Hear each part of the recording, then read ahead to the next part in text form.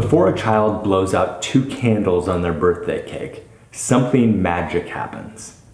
They develop the capacity for deferred imitation, or the ability to reproduce actions that they remember seeing at some earlier time.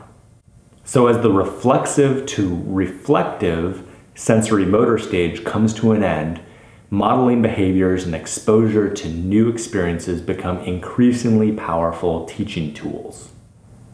If toddlers are exposed to a sport like soccer, whether by watching a televised game or a competition featuring an older sibling at the local park, they form memories and develop behavioral and symbolic schemas associated with soccer. And they organize these new ideas by acting out what they've seen in their play. And in their little imaginative world, they may be playing soccer even if it doesn't have a particularly strong resemblance to what adults would think of as soccer. And this newly acquired capacity to remember, recall, and defer imitation provides an important foundation for the next phase of a child's development. Piaget's next major stage is the pre-operational stage, which lasts from about age 2 to age 7. Throughout the pre-operational stage, children develop the ability to think symbolically about objects and events, but the stage is called pre-operational because preschool and most elementary school age children don't have the ability to perform cognitive operations about objects and ideas in their heads. During the pre-operational stage, children are quite egocentric, and not in a Jersey Shore bro sort of way. They just lack perspective-taking skills. So when I'd talk to my nieces and nephews on the phone when they were about 3 years old, and I'd ask them where they were, they'd usually say, "Here?" And I'd ask them, "What's for dinner?" "This?" During the pre-operational stage, most children don't grasp the idea that others see things from a different point of view and aren't able to see what they see over the phone. Children of this age are also prone to centered thinking, meaning they tend to focus on only one aspect of a particular problem. And this goes hand in hand with conservation. In one of Piaget's most famous studies, he had pre-operational children watch an experimenter pour water from a tall, skinny glass into a short, fat glass, and then ask them, now is there more water or less water or the same amount of water? And because children at this age center on the height of the water and don't have the conservation skills to see that the amount of water remains the same, they almost always say there's less water. Preschoolers are very literal, and that's why Blue's Clues includes characters with names like Shovel, who is a shovel, Pail, who is a pail, and Tickety Tock, who is a clock that likes to sing. For the first few years the kids are in the pre-operational stage, when they tell a joke, they're just kind of guessing. And we laugh not because the joke made any sense, but because they're cute. Kids at this age don't get sarcasm, which is why it's kind of disturbing to witness soccer dads yelling sarcastic comments to their kids, thinking their humiliated offspring get their sardonic humor. In order to make sense of their worlds, kids at this age are very black and white in their thinking. So except for playing with their opposite sex siblings and cousins and maybe neighbors, during times of free play, children between 5 and 15 tend to self-select into dyads of girls playing together away from the pack of boys who are playing together. During the pre-operational stage, kids really geek out on symbolism. So much to the chagrin of moms who congratulate themselves that theirs will be a weapon-free household. Kindergarten-age boys are notorious for finding things like bananas to use as guns, running around their home shooting things and adding sound effects. Or they just shape their hand into a gun and fire away at the family cat. The ability to use symbols, objects, gestures, words, and sounds to represent objects and experiences is critical to the intellectual development of children and is something that can be harnessed to promote the motor development of children as well. That's the premise of my Taught Games approach. You can check out the Taught Games video for more information, but the basic idea is this. If a theme is added to a game that has a task and objective and makes use of some toys, this narrative will make the game way more fun and triple the attention spans of pre-operational stage children.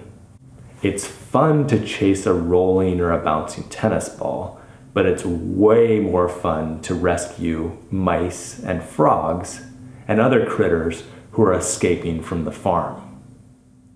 If my nephew has a coach who is able to harness the imaginations of Ryland and his teammates by breaking the game down into its component parts and teaching them through games that allow each of the kids to play a role in the story, they will learn soccer skills much more quickly.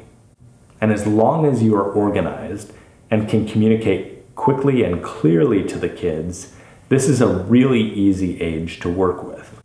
5 and 6-year-olds love pleasing their teachers, no matter what the task, kicking a soccer ball, running to a post and back, or showing off how many push-ups they can do.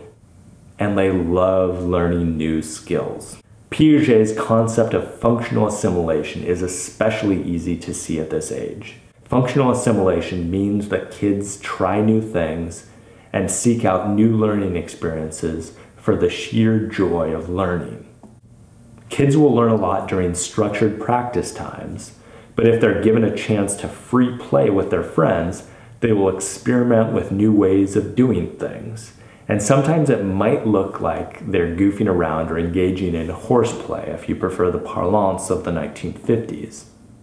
Some experts believe that a lack of unstructured play away from adult guidance during the early development of our best footballers might explain why the US men have yet to catch up with the elite national teams in the World Cup. Around age 7, children enter the concrete operational stage and acquire the ability to perform cognitive operations or internal mental activities which allow them to infer relationships, like if A is greater than B and B is greater than C, then A is greater than C, and understand seriation to order a set of things along a quantifiable dimension like height or weight or age. The other day, Ryland told me that his mom is older than me, but I'm older than his sisters who are older than him, but he is older than Rocky and Rose, their 2 cats. According to Piaget's age ranges, Ryland is a couple years away from the concrete operational stage, but he was uniquely prepared for kindergarten. It's copacetic because I am particularly precocious at academic comprehension. In Piaget's thinking, there is no fine line between cognitive development and physical skill development. Intellectual development depends on a child's ability to move around their environment, which is why a child's cognitive development spikes when they learn to crawl and spikes again when they learn to walk, allowing them more varied experiences which provide a variety of stimuli for the child to assimilate and accommodate as they adapt to their new exciting world.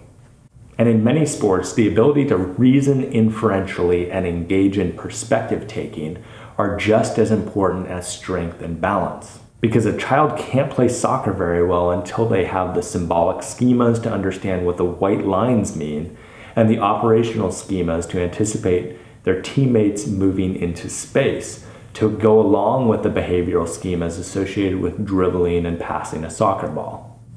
During the concrete operational stage, children start to develop the capacity to assess their own abilities relative to those of their peers and are able to better understand the relationship between practicing and improving, and the reality that their soccer skills are reversible. If they don't continue to practice, their skills will diminish. So during this stage, some children will actually want to be pushed a little harder, realizing that coaches who are a little strict, but not mean, can help them to improve their skills faster. Finally, Piaget's formal operational stage begins around age 11, where tweens start to think more rationally and systematically about abstract concepts and hypothetical events. After age 11, many children are able to engage in hypothetical deductive reasoning, in which multiple possible solutions to a problem are generated and evaluated to determine the most correct answer or the best course of action. So they could actually consider what sort of shape might be best to defend against a particularly explosive center mid, rather than just parrot an answer they've heard their coach put forth previously. Around age 11, Piaget believed that qualitatively speaking, tweens and teens start thinking like adults, and they may not be as sophisticated as they will be during their 40s or their 80s, but they have acquired the ability to contemplate abstract hypotheticals and make difficult choices.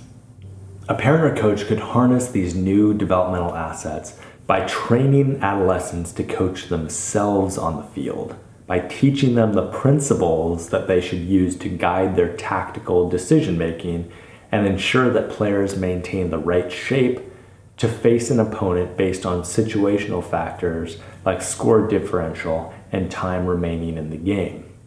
For Piaget, the formal operational stage was the final stage in a sequence of developments.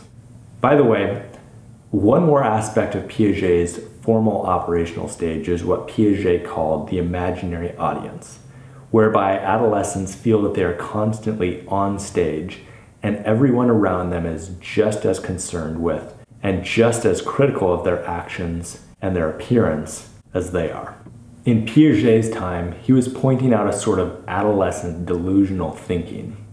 But since some adolescents seem to post every thought and feeling and life event for their actual friends and their social media friends to see, this audience may not be quite so imaginary anymore. But in the privacy of your own home or backyard, starting around 14 months of age, there are quite a few things that you could theoretically do to help a child develop their motor skills along with their intellectual capacities that will provide a foundation for them to later develop athletic talent. Maybe this will involve putting a soccer ball in front of a directionally challenged toddler, or removing the breakables so a child has a safe place to throw stuff. And you may come up with any number of ideas that will connect with a child where they are at developmentally. But it also might mean saying yes to their ideas, like, do you want to play soccer practice?